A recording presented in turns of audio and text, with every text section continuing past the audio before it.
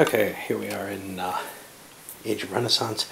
Card play phase. What happened? Well, start off with Hamburg. They opened up with Alchemist Gold, which they played against London. Now, London didn't have the most cash, so again, not aiming at the guy they could hurt the most, not necessarily the guy in the lead, but the guy they wanted to prevent from getting into this zone.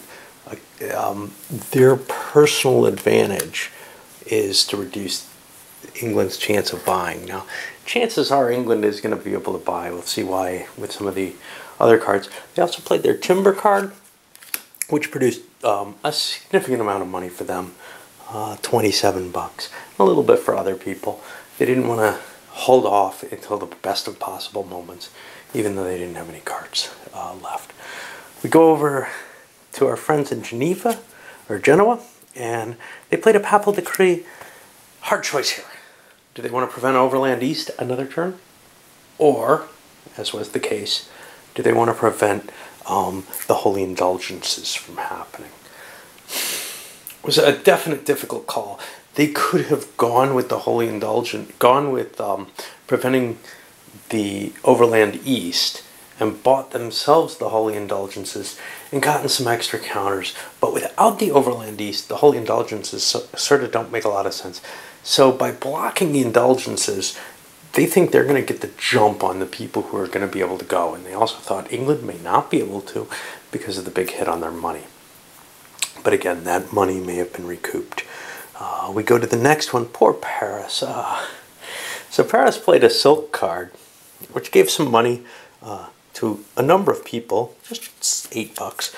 They held the wool card because they had 2 wool and figured they could get at least one more, play it, get a little bit more money. Hey, maybe it'll be a shortage or something like that. What a bonus. Well, we'll see. And we can get rid of that and put it back in the deck. For the Barcelonans, they played the metal card. They had been holding this, looking for an opportune moment. But honestly, there's a shortage in metal, and although a lot of people got a lot of cash off of it, they don't think they're likely to get more than 2 territories with it. And even if they're sharing the wealth, it's not that terrible because they have to hold Ibn Majid here. They don't have the money to use him. And they want to hold the silk card and see if they can improve their silk production before they play that. So that seemed like a good move there. Just getting rid of a card that was going to produce them good money. Maybe in another turn, but they might be better off focusing on other things. We move on to Venice, and wow, they got a lot here, don't they? They played the longbow because they built a lot of things. That's a military advantage card. It makes it cheaper to attack and also gives them a bonus on winning the ties. And they played revolutionary uprisings. This hurts them more than anyone else. They took 2 because they have more commerce advances than everyone else. But the decision here was holding the card probably doesn't do them any good. They're most likely to get an additional commerce advance by trying to get the improved agriculture to get towards interest and profit. So they don't really see the situation getting better. The only question is, could a card like Enlightened Ruler end up in my hands and I could stop it? Well, it's just not, worth that effort to wait around. And then finally we go over to London here, who has piles and piles of stuff. And they played Mysticism Abounds. What we're seeing here is, wow, everybody took 3 hits. Nobody has anything but the heavens, and everybody has it. Everybody took 3 hits on their misery. And you'll see it. There's a lot of misery out there now. It's shot up. Sometimes games, it never really catches fire.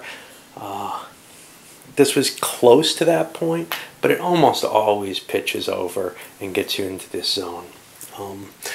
And then they played a war card. And who did they pick on? Well, only one player doesn't have nationalism, and that's poor Paris. With the plus to the die roll, they ended up getting the 2 wool that Paris was holding on to. Now, Paris had the choice to give those up rather than giving up the metal that's harder to own. But that's definitely yet another blow to the poor French guys. Well, they're now like Welsh or something. In terms of ever trying to get back into the game. really hard to do once you fall behind at all. Although picking on the cripples is not often an outcome. But with the war, you're not really picking on them. It's just, wow, you can't. You're taking too big a chance against anyone else. Paris's goal may actually be, let me see if I can get myself into chaos. This game sucks. I'm in really terrible shape right now. Okay, so now we're going to go to the purchasing for the upgrades, and we'll see how much money and what people were able to buy. Biggie to remember though, no religion. Well, Hamburg had a lot of cash left over. They had 87 plus whatever they produced with that. And they ended up with quite a pile of money. They were able, I'm just looking at them, they were able to buy, well, Urban Ascendancy was free because they already had nationalism and the $20 credit is cool. They got the Overland East, they picked up Wind Watermill, and they picked up the Human Body. They have an entire layer in terms of one result in each, so they can buy misery relief, and the things that they bought added up enough misery relief to move them 25 points, and they moved back. They've actually moved back 2 spaces because they got another space off of the Human Body. Anyway, we're going to probably see a lot of that, reducing the misery at this point, because it is kind of at that point in the game where you have enough points to do it. It's going to be kind of hard for people who are in the 50 buck range, which at this point is just Paris, but for everyone else, they want to avoid getting to that range. Well, everyone but Paris got the Overland East, filling out there, in each case, tiers, and they all took some misery relief, although Barcelona took less than they could have because they ended up with an unable to stabilize their hands. So although they went down 2, they went back up 1. Venice picked up improved agriculture, which is getting them really close to the interest and profit level where they're going to start being able to save money and just crank money. And they're hoping to get a big turn and be able to do that very soon. Of course, the game doesn't last all that long. Once somebody has that, the game's almost over, probably. It's a pretty good strategy if it works. Okay, let's see. I guess we're on to expansion, and nothing strange is going on except for Venice's longbows. And we'll start off with Hamburg. Hamburg did something key. There was an English unit left in Novgorod. They moved in and attacked that using actually their nationalism bonus. They only needed 2 pieces. And now they've put a bit of a plug there, another one down here, over here. They also gained some territory against Barcelona. Just the cheapest thing they could attack. They could have attacked perhaps this instead for an extra piece, and they actually did have an extra piece, but I'm always leery of spending the extra piece, even if it's for something valuable like gold.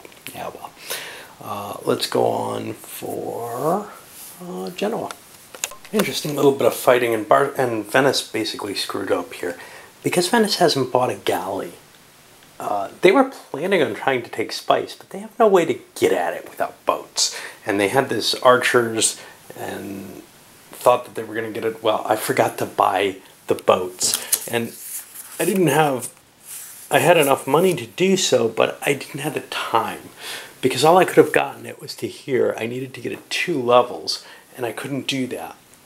So they were kind of at a disadvantage anyway. And then Barcelona came in and knocked them out of Salonika and Durazzo, actually in the reverse order.